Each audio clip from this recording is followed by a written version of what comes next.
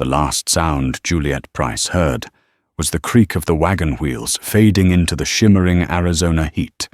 Her husband, Barnaby, hadn't even looked back. He and the woman Matilda had taken the last of the water, the rifles and all hope, leaving Juliet alone with a broken wagon axle and a death sentence. They thought the endless, sun-scorched desert would be her silent grave, a perfect place to erase a wife and secure a fortune. But the desert doesn't always keep its secrets, and in that desolate expanse, someone was watching. The lie was delivered with the same smooth confidence Barnaby Price used to sell failing mine shares back in St. Louis. "My dearest Juliet," he'd said, brushing a sweaty strand of hair from her face, his voice a perfect pantomime of concern. "The axle is split clean through. We're stranded." Juliet Walsh Price, heiress to the considerable Gregory Walsh shipping fortune, was not a frail woman, but 4 weeks on the Santa Fe Trail had worn her down. She squinted at the splintered wood under the heavy wagon. "What are we to do?" "Barnaby. We must be 50 miles from Tucson." "More like 70, Barnaby corrected, gesturing to the endless expanse of saguaros and rock. "But I saw a ridge back east, maybe 3-4 miles. There might be a spring or at least a signal point. You and I will go. Matilda can stay here, guard the supplies." Matilda Bellows. Juliet's supposed traveling companion and a distant cousin Barnaby had insisted they bring, gave a weak, simpering nod. "Oh, I'm just so frightened, Barnaby, but I'll be brave." Juliet felt a familiar prickle of irritation. Matilda had been brave while consuming the best of their rations and complaining about the dust on her velvet-trimmed traveling suit. "No," Juliet said, her practicality taking over. She was the one who knew how to handle the supplies. "I will stay. You and Matilda go. You are the faster walkers. Take a canteen. Please just hurry." Barnaby's smile was instant and blindingly warm. It was the smile that had charmed her father, charmed her society friends, and charmed her right into this barren wasteland. "Of course, my love. That's my Juliet. Always practical." He kissed her forehead. "We'll be back before sundown. Don't you worry." He helped Matilda down from the wagon. Juliet watched them. Barnaby was tall and handsome, his city-bought trousers tucked into polished riding boots that seemed immune to the grit. Matilda was his opposite, small, dark, and perpetually clutching a lace handkerchief to her chest. "Take the large canteen, Barnaby," Juliet called out. "And the biscuits from the green tin." "We will, my dear. We will," he called back. Juliet watched them walk away, 2 shrinking figures in the vast, shimmering heat. She turned her attention to the wagon, trying to assess the damage. It was bad. The axle was cracked almost to the center. Barnaby was right. They were stranded. She busied herself taking inventory. She reorganized the flour sacks, checked the dried meat, and consolidated the water. It was then she noticed the first discrepancy. The large canteen Barnaby had taken was in fact the second-to-last large canteen. There was only one small one left for her, holding perhaps 2 cups of tepid water. A knot of unease tightened in her stomach. She dismissed it. An oversight. They were panicked. They would be back. The sun climbed from its morning perch to a merciless white-hot zenith. Juliet sat under the meager shade of the wagon's canvas cover. The silence of the desert was immense, broken only by the occasional skitter of a lizard or the distant cry of a hawk. Sundown was approaching. The rocks and mountains began to glow orange and purple, a beautiful, terrible painting. The air grew cooler, but the knot in her stomach had turned to ice. They weren't coming back. She fought the thought. An accident. They got lost. Matilda sprained an ankle. But as the first stars appeared in the deepening blue, a cold, hard certainty settled over her. She climbed onto the wagon seat and looked inside, truly looking this time.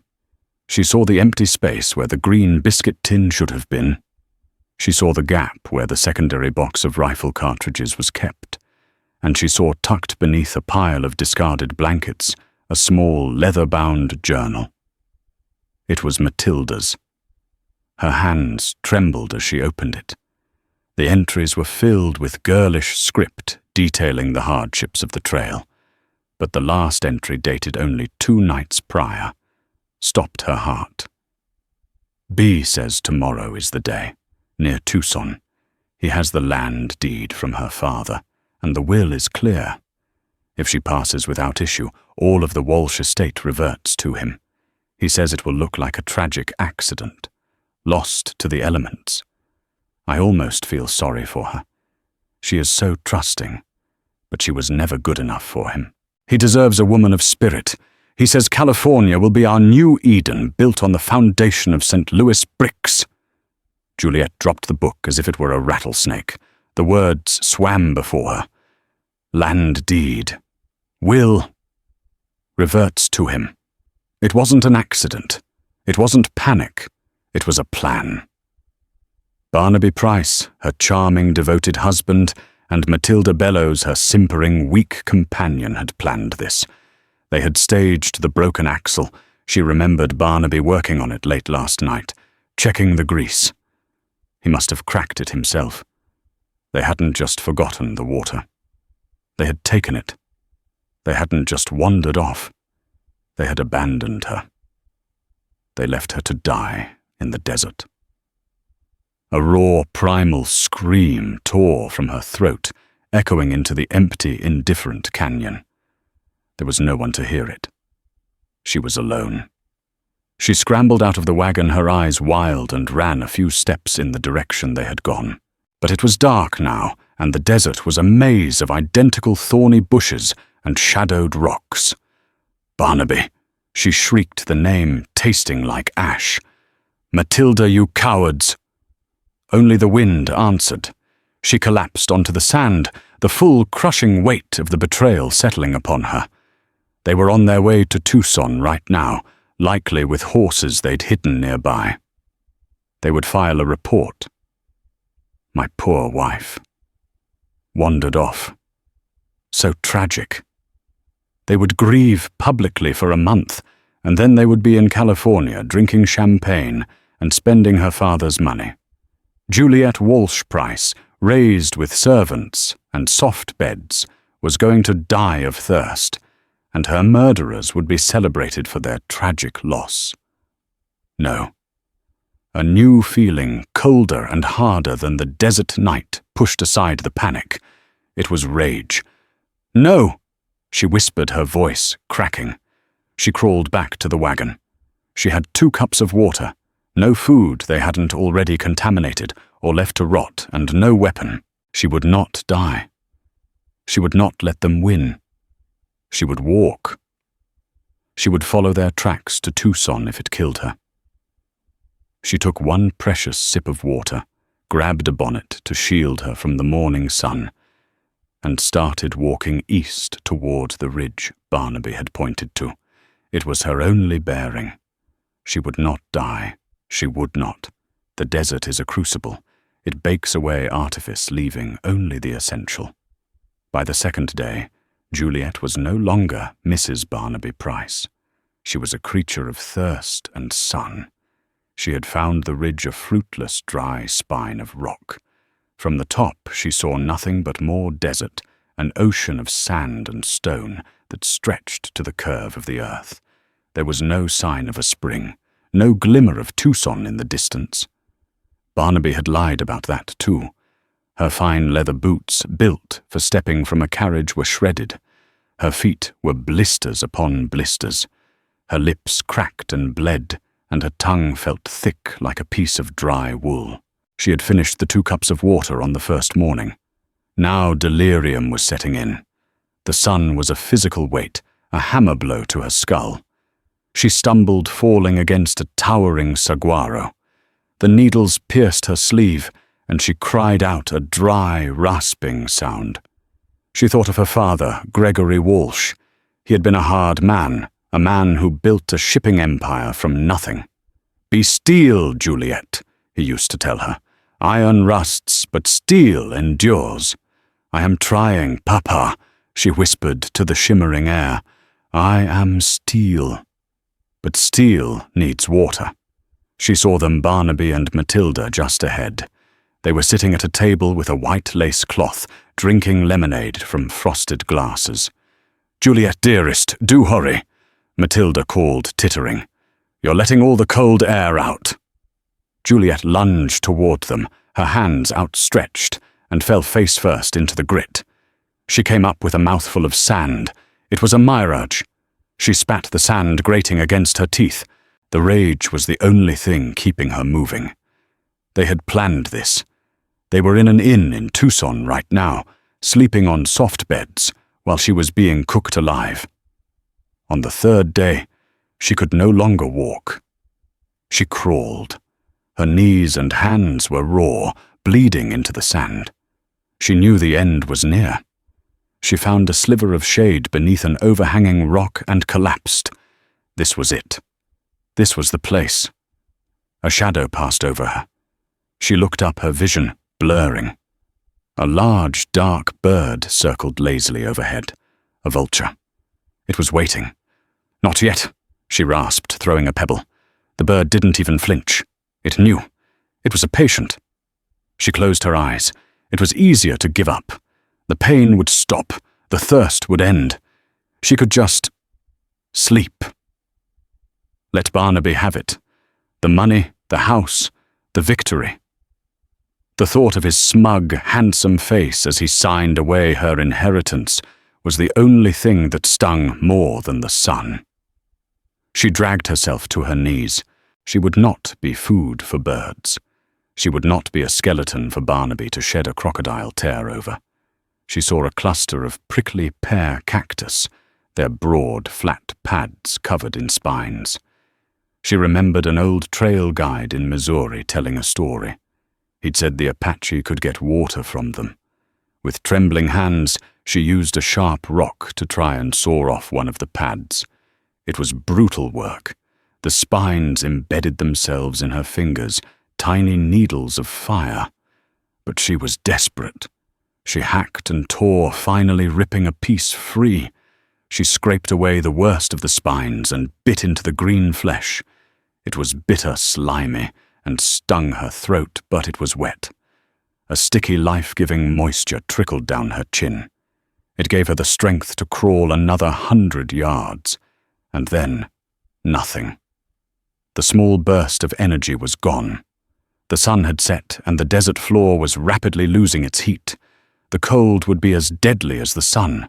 She curled into a ball, shivering violently, her body a network of screaming nerves. She must have passed out. When she woke, it was not to the sun but to a different shadow. Something was standing over her. It was not a vulture. It was a man. He was tall and lean, with skin the color of burnished copper. His black hair was long held back by a simple leather band. He wore buckskin leggings and a breechcloth, and he was utterly still watching her. In his hand, he held a long, simple bow. An arrow was nocked, but not drawn. He was an Apache. Juliet's heart seized. She had heard the stories. The settlers in St. Louis spoke of the Apache as ghosts, as savages more brutal than the desert itself. She tried to scramble backward, but her limbs wouldn't obey. A pathetic sound, half whimper, half groan, escaped her. The man's face was unreadable. It was carved from the same hard rock as the canyons around them. His dark eyes moved over her, taking in her shredded dress, her bleeding hands, the ruined bonnet still tied around her neck. He said nothing. He took a step closer. Juliet flinched, bracing for the arrow for the knife she was sure he carried. He merely knelt. He watched her for a long moment, his gaze so intense it was almost physical. He seemed to be listening not to her, but to the desert, to the space around her. Then he reached not for a weapon, but for a small pouch at his waist. He uncorked a small water skin, not a canteen, but one made of cured hide, and held it out. Juliet stared at it. Water. She lunged for it, but her hands were too weak. She fumbled her fingers, cramping. The man made a low sound in his throat, almost of impatience. He gently took the water skin back, put a hand behind her head, his touch surprisingly firm but not rough, and lifted her just enough to press the opening to her cracked lips. He let a single tiny trickle of water flow into her mouth. It was the most profound, exquisite sensation of her life. It tasted of dust and leather, but it was salvation. She tried to gulp, to drink it all, but he pulled it away. Slowly, he said. The word was thick, heavily accented, but clear. He gave her another small sip, and another. Juliet began to weep. The tears were hot, stinging the salt and sand on her cheeks. She was alive. This savage, this ghost of the desert had saved her. When she had taken perhaps half a cup, he stopped. He stood up, towering over her. He looked in the direction from which she had come, then back at her. He spoke again, more words, this time in his own language. It was a river of guttural, clipped sounds she could not understand. He pointed back the way she came, then pointed at her. He made a gesture of walking, then shook his head. He knew. He knew she hadn't just gotten lost. He looked at her ruined, bleeding feet, then at her face. He seemed to come to a decision. Without a word of warning, he scooped her into his arms. Juliet was so light he lifted her as easily as a child. She was too weak to protest, too stunned to do anything but cling to his broad, warm shoulder. He began to walk, not east toward Tucson, but north into the maze of canyons and hidden valleys that the settlers called Apache territory. Joseph Such's. The man moved through the desert with a fluid, ground-eating stride that was utterly silent. Juliet held against his chest, felt the rhythmic power in his shoulders and legs. He didn't stumble on the loose rock. He didn't rustle the brittle brush. He moved as if he were part of the landscape itself, a shadow detached from the rock. Her world was reduced to the scent of him. Dust, dried herbs, and a faint, smoky smell of animal hide. She was terrified, yet she had never felt safer.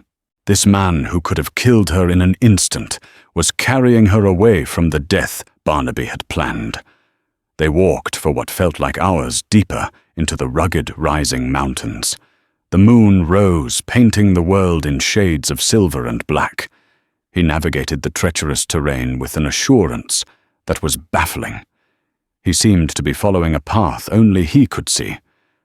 Finally he stopped. He had entered a narrow slit in a high canyon wall, a fissure so small Juliet would have missed it entirely. Inside the canyon opened up into a small circular oasis hidden from the world. A tiny clear spring bubbled up from the rocks, feeding a cluster of cottonwood trees. Against one wall was a low, sheltered overhang, clearly used as a camp.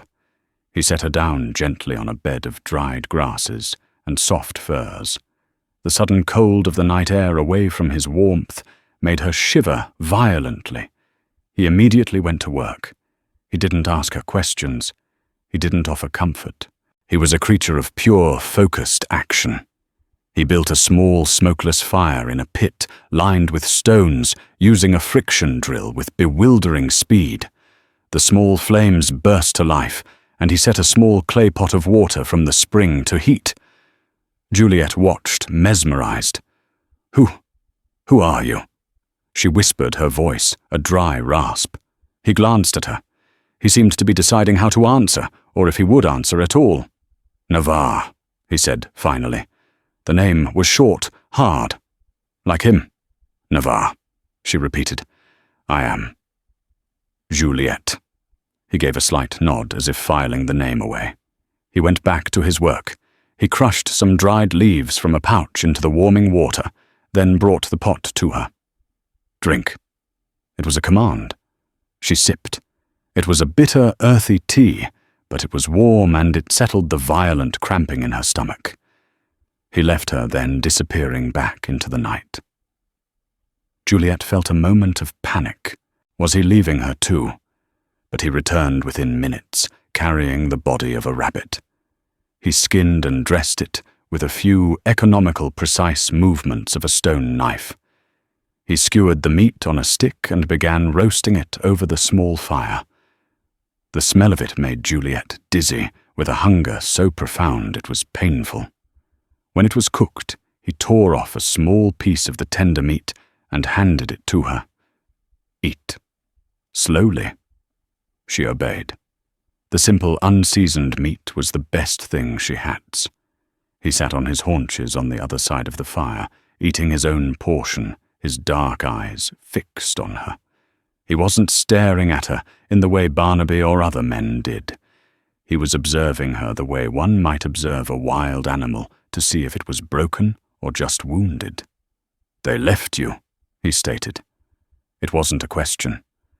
Juliet flinched, the betrayal still a fresh, open wound. Tears welled in her eyes, hot and bitter. "Yes, my husband, and his woman." Navarre's expression didn't change, but a flicker of something contempt recognition passed through his eyes. He looked back toward the open desert. "White men," he said, the words laced with a quiet, ancient disdain. "They eat their own." He said nothing more. He finished his meal, cleaned his knife, and then tended to her. He gestured to her feet. Juliet pulled off the tattered remnants of her boots. Her feet were a ruin of blood and raw flesh. Navarre clicked his tongue, a low, sharp sound. He went to the spring, gathered a handful of dark, pulpy mud, and mixed it with more herbs from his pouch. He created a thick, dark poultice. "Will hurt," he warned. He applied it to her feet. Juliet hissed, biting her lip to keep from screaming. It stung like 1,000 wasps. But almost immediately, a cool, drawing sensation followed, pulling the fire and swelling from her wounds. He then took strips of clean, soft hide and expertly bandaged her feet. He had saved her life. He had fed her. He had tended her wounds. "Why?" she finally asked, her voice trembling. "Why are you helping me?" Navarre paused in his work. He looked at her, his gaze holding hers by the firelight. He seemed to be searching for the English words. "My chique," he said, touching his chest. "My people. They were taken. Sickness. Soldiers. I am Keok." "Keok," she repeated. "Alone." He looked at the fire. "I saw you. The vultures. They know death. But you fought them." He held up his hand, imitating her throwing the pebble. "You are not ready to die. The desert, it tests. You did not fail. They did." He had seen her. He had watched her fight for her life and had deemed her worthy of saving. "You are safe here," he said, and it was a simple, unbreakable promise. He pointed to the firs. "Sleep. Heal." He then moved to the mouth of the canyon, wrapped himself in a single blanket, and sat with his back to the rock wall, his bow across his lap. He was a sentinel guarding the entrance.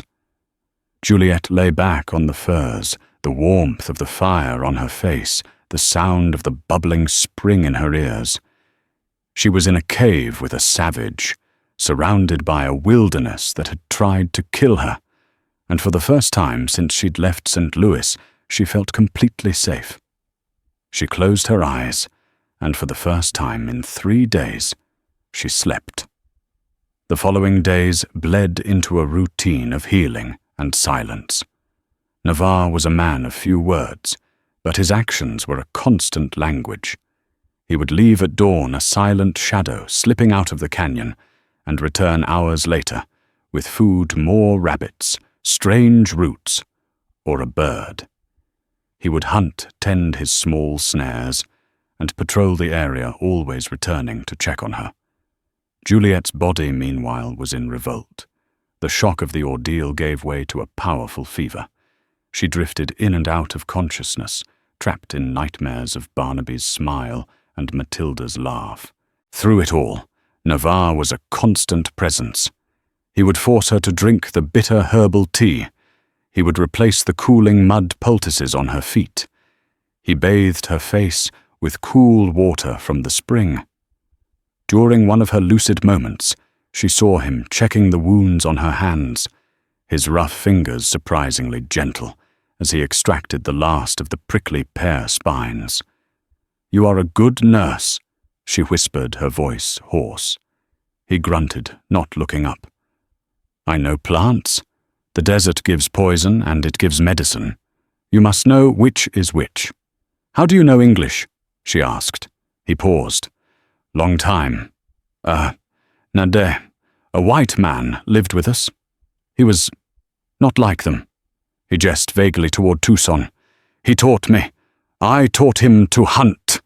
His face darkened. He died. Sickness. There was a story there, a history of loss that mirrored her own in its own way. He was an outcast, a survivor. They were two broken pieces in a vast, empty land. As the fever broke and her strength began to return, Juliet grew restless. She was a survivor, but she was not idle. She watched him. She learned. She watched how he moved, how he listened to the wind. She watched him braid strong cordage from yucca fibers. She watched him sharpen his stone knife. One afternoon, she stood her bandaged feet, tentative on the soft sand. She walked to the spring and back. It was a victory. Navarre watched her, his expression neutral. "Good. You walk." I need to do something," she said, frustrated by her own weakness. He seemed to understand. He handed her a task. He brought her a pile of dried mesquite beans and 2 stones. "Grind," he said. "Make flour. For Nancy, bread." It was hard, tedious work. Her arms, soft from a life of leisure, ached. But she focused on the rhythm, the scrape of the stones. With every rotation, she felt a little more of the old, weak Juliet grinding away, leaving something new and harder in its place. She learned to bake small, dense cakes of the mesquite flour and water on a hot stone. They were gritty, but they were food she had made. He taught her which plants were edible. The sweet red fruit of the saguaro. The fools who died of thirst, he said, were the ones who didn't know how to look. He taught her how to find water, not just in springs, but by following the tracks of animals, by observing the green of the vegetation. "You listen," he said, holding a hand to his ear. "The desert speaks, but white people, too much noise in their head." He was right. Her head had been full of noise. Worries about dinner parties, about the color of a new dress, about Barnaby's moods. Now her world was simple. Water, food, shelter, survival, and increasingly justice. As her body healed, her rage returned, but it was different now. It was not the hot, panicked rage of her abandonment. It was a cold, patient, simmering fury. "Navarre," she said one evening as they sat by the fire. "Tucson, how far?" He looked at her, gauging her strength. 2 days. Hard walk." "I have to go," she said. "Why?" he asked. "You have food here, water, you are safe. The man, Barnaby, he stole everything. My father's money, my home. He thinks I am dead. He will win. I cannot let him win." Navarre stared into the flames. "He is Ende, white. The town is Nade. They will not listen to you. They will listen to him." "They will listen to me," Juliet insisted, a new hard edge in her voice.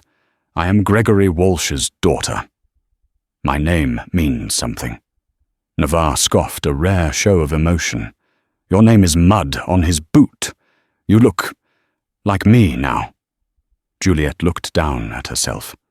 Her fine silk dress was in tatters. She was wearing a pair of Navarre's spare buckskin leggings and a simple tunic he had given her. Her hair was matted, her skin sunburned and scarred. She didn't look like a society heiress. She looked like a desert survivor. "Then they will see what the desert made of me," she said. Navarre studied her a long, appraising look. "You are strong," he said, not as a compliment, but as a fact. "Like the rock, the sun. It did not break you. It baked you. Hard." He stood. "Tomorrow, we go. But you are not Juliet Price." "What do you mean?" He walked over to her. He had a small pot of dark pigment, a charcoal paste. He dipped his fingers in it. "In Tucson, you are a ghost. Ghosts are invisible. Or they are terrifying. You must be terrifying." He drew two simple dark lines on her cheeks from the corner of her eye down to her jaw. It was not war paint. It was a mask. "Now," he said, his voice low, "you are not the woman who was left. You are the woman who returned." Juliet looked at her faint reflection in the dark water of the spring. The woman looking back was a stranger. Her eyes were hard, her face was marked, and she was not afraid. Barnaby had left a wife in the desert. He was about to meet a widow. Navarre was a patient guide, but he did not coddle her. The 2-day journey to Tucson was the hardest test of her life. He pushed her, forcing her to climb rock faces and traverse sun-baked flats that seemed to stretch into infinity. He taught her to walk like the Apache, to conserve her energy, to place her feet with purpose. They traveled light, carrying only water, the mesquite bread, and Navarre's bow. He moved with a silent, wary grace, his eyes constantly scanning the horizon. He was taking them on a hidden route, avoiding the main trails. "Wagon tracks," he said once, pointing to the faint ruts in the dried mud of a wash. "2 horses. 1 wagon. 3 days old." Juliet's blood ran cold. Them. They must have hidden the horses. "Yes," Navarre said. "They hurried. He found their cold campsite from 2 nights ago." Juliet saw it, the empty tin of biscuits, a small torn piece of lace from Matilda's handkerchief. The proof. She picked up the scrap of lace, her hand crushing it. "He will pay. He will—" Navarre agreed, his voice flat. They arrived at the outskirts of Tucson on the evening of the 2nd day. The town was a dusty, sprawling collection of adobe buildings and rough-hewn wooden storefronts bustling with miners, soldiers, and merchants. The sound of a tinny piano and loud drunken laughter spilled from a saloon. To Juliet, after weeks of silence, it was a deafening, chaotic hell. Navarre held her back, keeping her in the shadows of a livery stable. "He is here," he said, pointing. Juliet followed his gaze. Tied to the rail outside the Grand Hotel, a 2-story adobe building that was anything but grand, was Barnaby's prized bay gelding. "They're here," she breathed, her heart hammering. "We wait," Navarre cautioned. "We watch. We listen." They found a concealed spot in an alleyway across from the hotel. As night fell, the hotel's dining room filled. And then she saw them. Barnaby and Matilda. They were not dressed in black. They were not grieving. Barnaby was wearing a new tailored suit, and Matilda was in a vibrant blue dress. They were seated at the best table, laughing and drinking wine with another man, a portly gentleman with a thick mustache and a sheriff's badge. "That's Sheriff Brody," Juliet whispered, recognizing him from a poster. They were celebrating. The rage that filled Juliet was so pure, so cold, it almost choked her. They hadn't even waited a week. "Navarre," she whispered, her voice shaking. "I'm going in there." "No," he said, his hand closing on her arm like a steel trap. Not like this. You are one. They are many. The one with the star, he is their friend. They will shoot you, or hang you. What do I do? She hissed, desperate. You wait. You find the real weapon. I don't have a weapon. Yes, you do, Navarre said. He wants money. The money is paper. You find the paper. He was right. The will. The land deed. Barnaby would have them. He would be moving to file them to legally claim her estate. The Territorial Land Office, Juliet realized. Or the courthouse. He has to register the death. He has to file the will. We wait, Navarre repeated. They watched for an hour. The dinner ended. Sheriff Brody clapped Barnaby on the back and left. Barnaby and Matilda went upstairs arm in arm. They're sharing a room, Juliet said, the humiliation, a fresh sting. He is sloppy, Navarre observed. He thinks he has won. He has my father's papers. They'll be in that room. I have to get them. Too many people. The desk clerk. The stairs. We wait for him to move. They waited all night, taking turns sleeping for an hour at a time. Juliet had never felt more alive, her senses heightened by the adrenaline and her single-minded purpose. The next morning, Barnaby emerged alone. He was clean-shaven, whistling, and carrying a leather satchel. Matilda was not with him. Now, Navarre said. He goes to finish it. Juliet and Navarre shadowed him from the opposite side of the street, using the morning crowds as cover. Barnaby walked with a jaunty, confident step, heading straight for the small building, marked Tucson Territorial Registry and Land Office. I'm going in, Juliet said. I will be close. Navarre said, his eyes scanning the street. He pointed to a high water tower. I will watch. If the sheriff comes, I will make a noise. A hawk. Juliet nodded. She pulled her bonnet low, crossed the street and pushed open the door to the land office. It was a small hot room, smelling of dust and ink. A single harried clerk, with a green eyeshade, sat behind a high counter, and Barnaby Price was standing right in front of him, the leather satchel open. A terrible tragedy, Barnaby was saying, his voice dripping with false sorrow. My wife Juliet wandered from our camp. We searched for days. The desert. It just took her. A terrible thing, Mr. Price, the clerk said, stamping a document.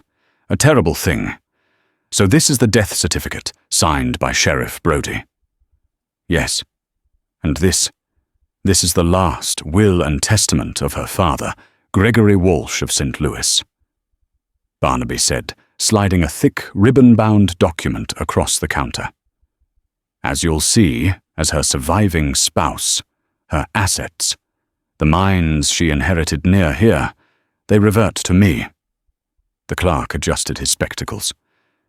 Yes, it all seems to be in order. The Walsh mine, the deeds to the northern tracts.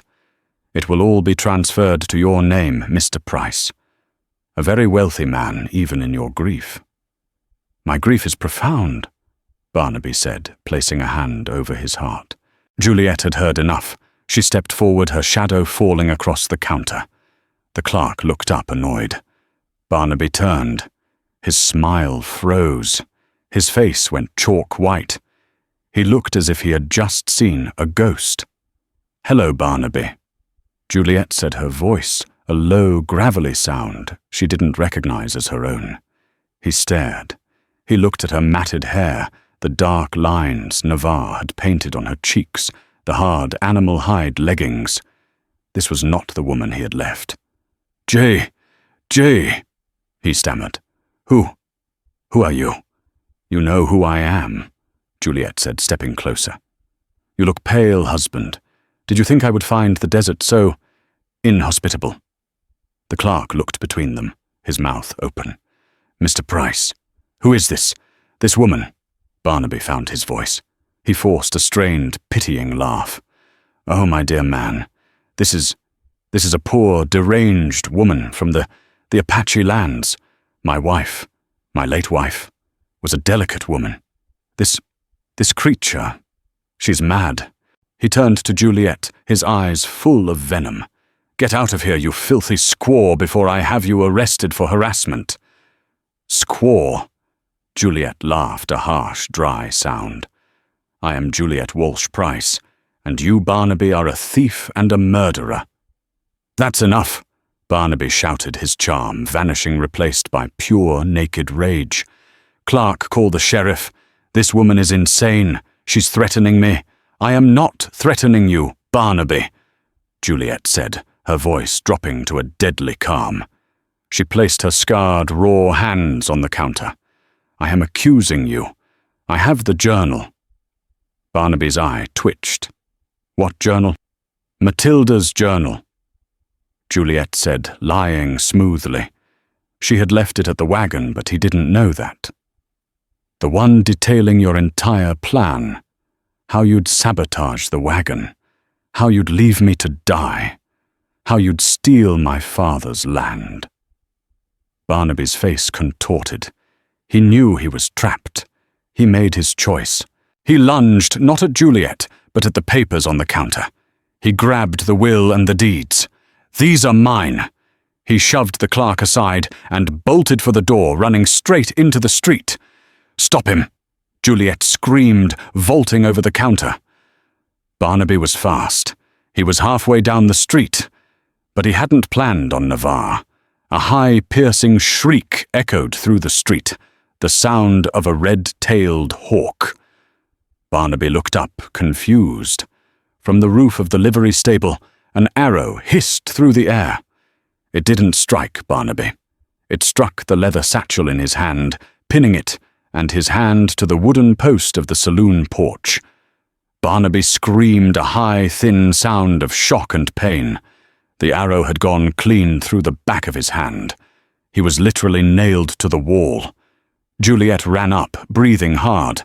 Navarre was already there, dropping from the awning, his knife in his hand. Sheriff Brody burst out of the saloon, his gun drawn. "What in blazes?" He stopped staring at Barnaby, who was weeping and cursing, pinned to the post. He looked at Navarre, a silent, deadly Apache warrior. And he looked at the wild, painted woman. "Sheriff," Juliet said, her voice ringing with authority. "My name is Juliet Walsh Price, and that man, my husband, just tried to murder me. And I have proof." The street had fallen silent, the entire population of Tucson seemingly frozen in a tableau of disbelief. Sheriff Brody, a man accustomed to saloon brawls and horse thieves, was utterly out of his depth. "Ma'am," he said, his gun still warily aimed halfway between Navarre and Juliet. You're claiming to be Mrs. Price. Mr. Price filed her death certificate yesterday." "Because he left me to die," Juliet spat. "He and his mistress, Matilda Bellows, who is currently in a room at the Grand Hotel." "This is madness," Barnaby shrieked, his face pale with agony. "She's a liar! A savage! Look at her! Help me, Sheriff! This Indian, he shot me." "He stopped a thief," Navarre said, his voice quiet, but carrying in the silence. He never moved, his knife still held at his side, ready. Sheriff Brody looked at the arrow at the satchel and at Barnaby's face, which was a mask of guilt and terror. The sheriff was not a brilliant man, but he was not stupid. "Son," he said to one of his deputies, "go to the hotel, room 2B, find a Miss Matilda Bellows, bring her here, gently." He then looked at Navarre. "And you, son, put the knife away, slowly." Navarre looked at Juliet. She gave a single sharp nod. Navarre sheathed his knife. "Now," the sheriff said, "let's get him unpinned." The process was gruesome. The arrow had to be broken, the barbed head pushed through Barnaby's hand. He fainted from the pain. When he was cut down, he was immediately clapped in irons. They were all marched to the sheriff's office. Barnaby now revived, and whimpering was locked in a cell, Juliet Navarre and the satchel full of papers were brought into the main office. Juliet, with surgical precision, laid it all out for the sheriff. She told him about the trip, the broken axle, the lie about the spring. She described the stolen water, the biscuits, and the last she saw of them. "He's a good liar, Sheriff," she said, "but he's sloppy." It's a fantastic story, ma'am," Brody said, rubbing his jaw. "But it's still your word against his. He's a grieving widower. Well, forgive me, but you're a woman who looks like she's been through hell," Juliet finished. "I have, but I told him I had proof." At that exact moment, the deputy returned, pushing a hysterical Matilda Bellows through the door. Matilda stopped dead when she saw Juliet. Her hand flew to her mouth, and a tiny squeak escaped. She looked from Juliet's hard-painted face to the barred cell, holding a bleeding Barnaby. "Matilda," Juliet said, her voice soft, almost kind. "It's over." I, Matilda stammered. You're dead. Barnaby said you were dead. We searched, You searched, did you?" Juliet said, taking a step toward her. "Did you search for the green biscuit tin you took, or the canteens? Or did you just hurry to Tucson to meet with the sheriff?" Matilda looked at Sheriff Brody, her eyes wide with panic. "Sheriff, Barnaby said it would be painless. He said she'd just get lost." The entire room went silent. Sheriff Brody let out a long, slow breath. "He said she'd get lost." Matilda had just confessed. She hadn't realized she was contradicting the tragic accident story. She had confirmed the intent. "Matilda, you fool!" Barnaby roared from his cell. "Shut your mouth! Shut your stupid, cowardly mouth!" But it was too late. Matilda collapsed into a chair, sobbing uncontrollably. "He made me do it. He said he loved me. He said we'd be rich. He said she was a weak, stupid woman and deserved to die." Juliet finished her voice, flat and cold. Sheriff Brody slowly took off his hat and wiped his forehead. He looked at Juliet, not as a savage, but as the daughter of Gregory Walsh. "Mrs. Price," he said, his voice heavy with respect. "I apologize. It appears I had dinner with a monster last night." He nodded to his deputy. "Take Miss Bellows, put her in the second cell. Get the doctor for Mr. Price. He'll need to be healthy for the circuit judge. Attempted murder and fraud. That's a hanging offense in this territory." Juliet watched as Matilda was led away, her sobs echoing in the small office. It was done. She turned and looked at Navarre, who had been standing by the door, a silent, watchful guardian. He had not interfered. He had simply been present, his strength a tangible thing. "Thank you," she whispered, her voice finally breaking. He just nodded. "The paper. It was a good weapon." Juliet turned back to the sheriff. "The papers. My father's will. They are mine." "Yes, ma'am," Brody said, sliding the satchel toward her. "They are. The Walsh mine is yours. Everything." Juliet picked up the satchel. It was heavy. Heavy with mines, with land, with a fortune, and with Barnaby's motive. What about him?" Brody asked, gesturing awkwardly toward Navarre. "He's Apache. He is my protector," Juliet said, her voice sharp and clear, daring him to challenge it. "He saved my life. He is under my protection. Is that understood, Sheriff?" Brody looked at the tall, imposing warrior, and then at the woman who had come back from the dead. "Yes, ma'am," he said, deciding it was best to agree. "Understood. He's welcome in Tucson, as long as he's with you." "He will be," Juliet said. She walked out of the sheriff's office, the leather satchel in one hand. Navarre fell into step beside her, a silent shadow, in the bright, unforgiving sunlight of the town. She had won, She had her name, her fortune, and her life back. But as she looked at the dusty street, at the suspicious, staring faces of the townsfolk, she realized she had no idea what to do with it. The trial was a formality. With Matilda Bellow's full weeping confession and the testimony of the land office clerk, Barnaby Price was undone. The circuit judge, a grim man named Peterson, took less than an hour to find both Barnaby and Matilda guilty of conspiracy to commit murder and fraud. Juliet sat in the front row of the small, packed courtroom. She was no longer the wild woman from the desert. She had used some of her newfound credit to buy a simple, practical dress of dark wool. Her hair was washed and tied back. The paint was gone. But the woman beneath was forever changed. She watched Barnaby's face as the sentence was read. To be hanged by the neck until dead. He collapsed a broken, sobbing mess. Matilda received a life sentence of hard labor, a fate some considered worse. Juliet felt nothing. Not triumph, not pity, just a vast, cold emptiness.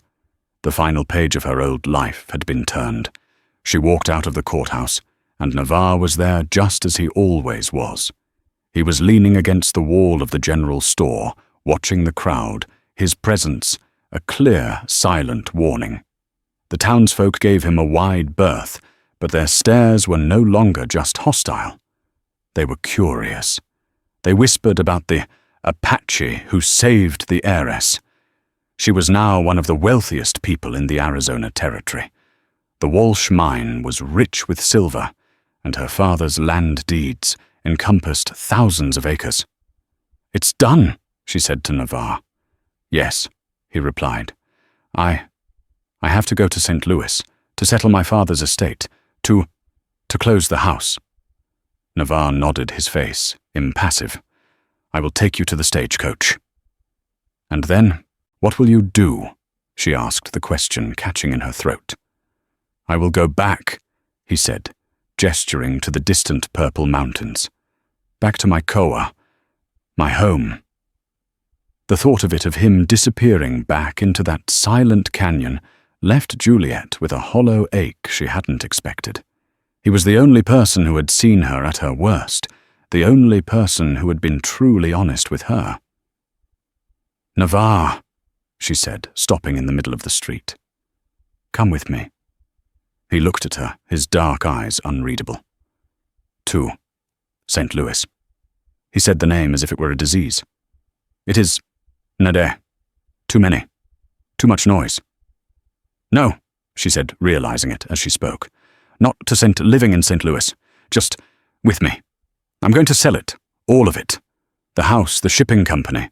My father, he taught me to be steel. But steel doesn't belong in a drawing room. It belongs here." She held up the heavy satchel of deeds. "This is a lot of land. A lot of power. Barnaby wanted it for parties and champagne. I want to build something. Something real." Navarre looked at her, truly seeing her. He saw the woman she had become. She was not the soft city wife. She was not the desperate, crawling survivor. She was a chief, a leader. "This is your land," she said, tapping the satchel. She nodded toward the jail, "stole it from me. But the men before him, they stole it from you." She opened the satchel and took out a specific deed. "This one, the Northern Tracts, by the canyon. The one you call the Hidden Spring." Navarre's eyes widened, the first true surprise she had ever seen on his face. "It's yours," she said, holding the paper out to him. "Legally. By their laws. No one can take it from you again."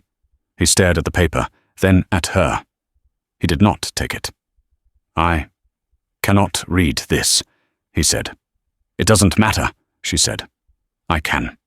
I will be your paper reader, the advisor, if you'll let me." A slow, rare smile touched the corners of his mouth. "You are not in Nende," he said. "Not anymore. You are Inda, the dead who walks, a warrior." He finally took the deed from her hand.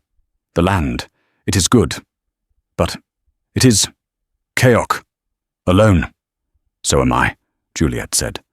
No. Navarre said, his gaze locking with hers. Not anymore. Juliet did go to St. Louis. She left Navarre as the legal guardian of the northern tracts. It took her 6 months to liquidate her father's empire. She sold the great house, the ships, the stocks. She kept only the gold. When she returned to Tucson, it was not on a stagecoach. It was on a fine black mare, leading 2 pack mules loaded with rifles, tools, and seeds.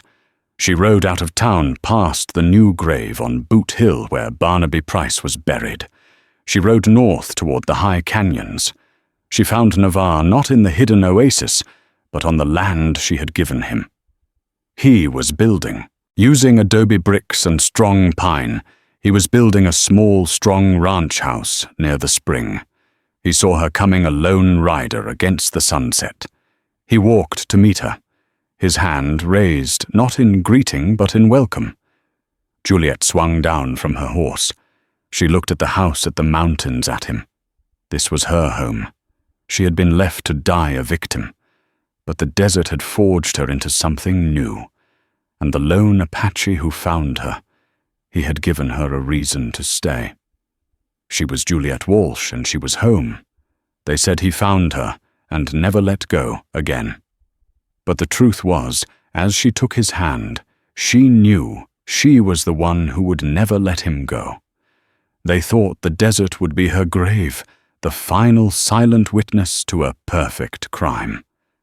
But the desert doesn't bury secrets. It burns away lies.